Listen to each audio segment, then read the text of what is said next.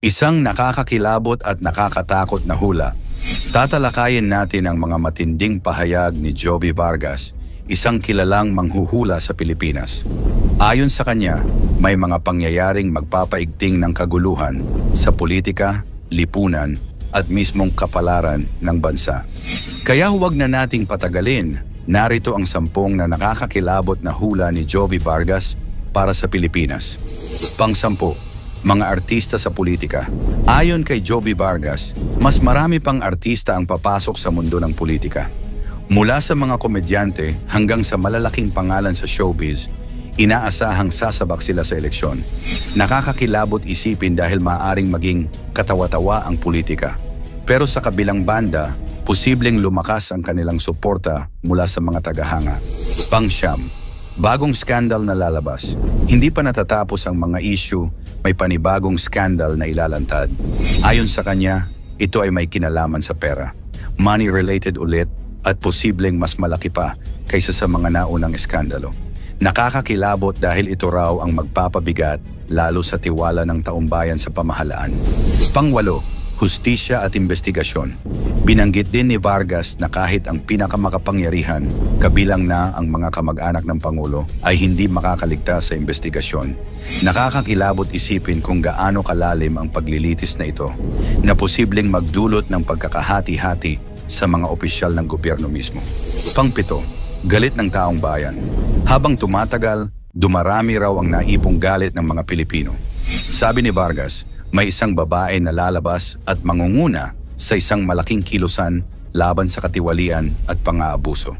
Siya raw ang magiging simbolo ng paglaban ng taumbayan. Pang-6. Golden Age of Corruption. Pinangalanan pa mismo ni Vargas ang kasalukuyang panahon bilang Golden Age of Corruption. Napakatindi raw ng mga anomalya na halos lahat ng antas ng gobyerno ay may bahid ng katiwalian. Nakakakilabot isipin na baka ito na ang pinakamadilim na kabanata ng ating kasaysayan. Pang-5. Transition President. Ayon kay Vargas, posibleng hindi matapos ng Pangulo ang kanyang termino.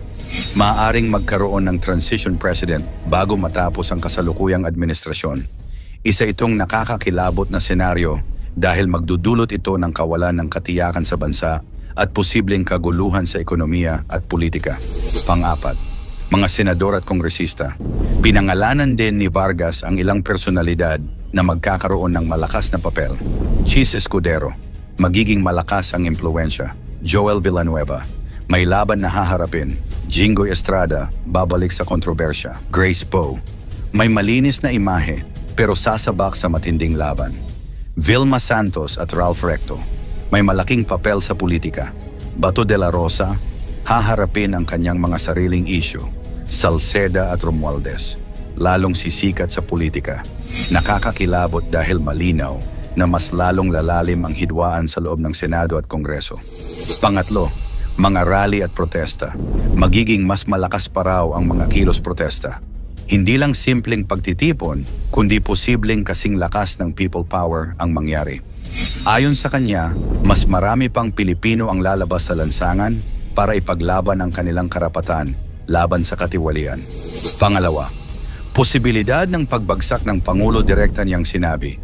Kung hindi maayos ng Pangulo ang mga problemang ito, may posibilidad na hindi niya matapos ang kanyang termino. Isang nakakakilabot na hula na nagdadala ng malaking tanong. Handa ba ang Pilipinas sa isang biglaang pagbabago ng liderato? At ating number 1, kapalaran ng Pilipinas.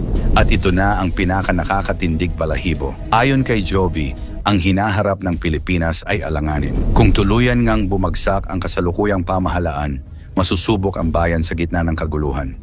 Pero may liwanag dahil sa susunod-sunod na mga pangulo, sa ikatlong presidente pa, makikita ang tunay na pagbabago at pag-angat ng bansa.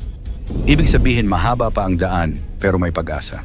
Ang tanong, kaya ba nating pagdaanan ang lahat ng ito bilang isang nagkakaisang bayan? Tandaan, mangyari man o hindi ang mga hula, lagi nating tandaan na sa Diyos lang tayo magtiwala, hindi sa mga manghuhula. Ang nakakatakot at nakakakilabot na hula ni Mamo Gloria Escoto para sa Pilipinas. Isang nakakakilabot at nakakatakot na hula ni Mamo Gloria Escoto bago matapos ang taong 22 na kilala bilang isang prophetic witch.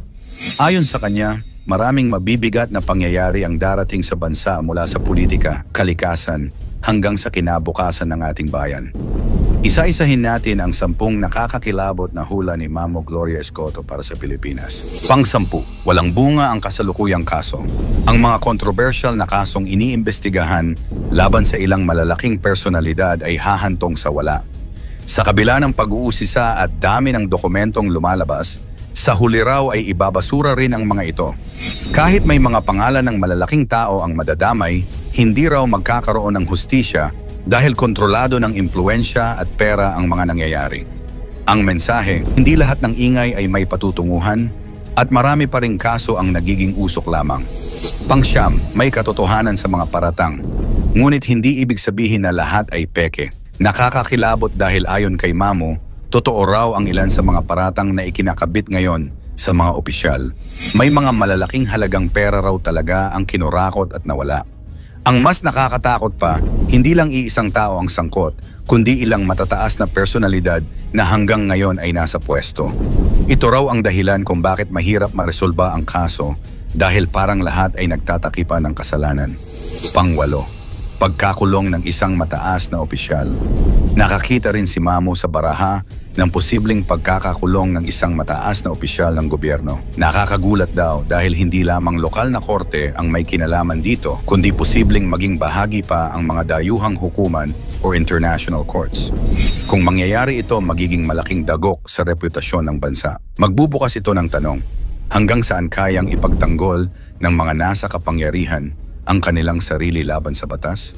Pang-7, pagkawala ng yaman ng Pilipinas. Isa sa pinakamalungkot na hula ni Mamo ay ang patuloy na pagkawala ng yaman ng Pilipinas. Marami na raw ang nawala at baka dumating ang panahon na magigising na lang tayo na hindi na atin ang sariling bansa.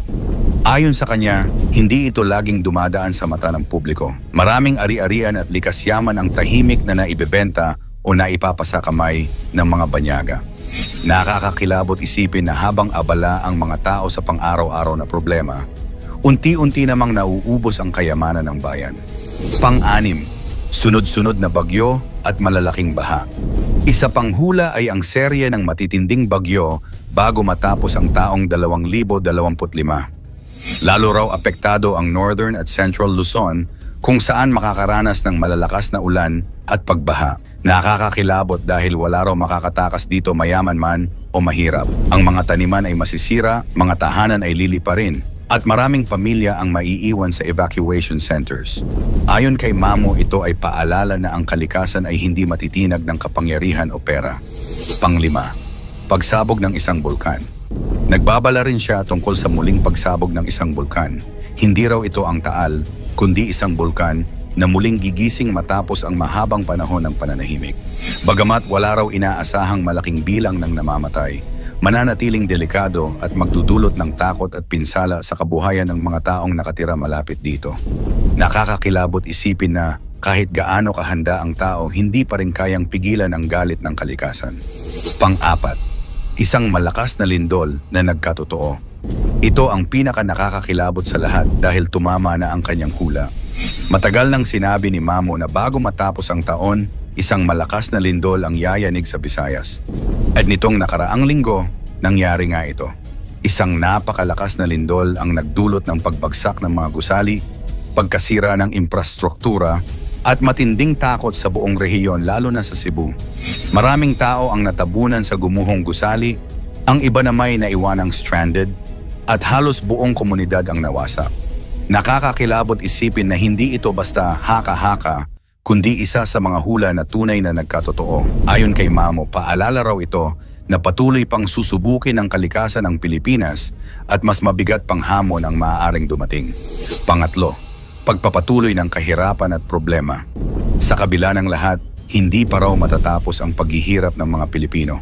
Hanggang matapos ang taong 2025, mananatiling mabigat ang problema ng bansa mula sa ekonomiya, trabaho, hanggang sa seguridad. Mararamdaman daw ng mga tao na sila'y nililinlang at pinapabayaan ng mga nasa itaas. Nakakakilabot dahil tila paulit-ulit lang ang kasaysayan. At parang wala talagang malinaw na solusyon na ibinibigay. Pangalawa, pag-angat ng bagong pinuno. Ngunit sa gitna ng lahat ng dilim, may liwanag na nakikita si Mamo. Ayon sa kanya, isang batang leader ang uupo sa Malacanang at siya ang magdadala ng tunay na pagbabago. Binanggit niya ang pangalang Vico Soto na nakikita niyang magiging Pangulo ng Pilipinas balang araw. Ayon kay Mamo, sa ilalim ng kanyang pamumuno ay posibleng magkaroon ng bagong direksyon at mas tapat na pamamahala ang bansa. At ang ating number 1, masaganang kinabukasan ng Pilipinas.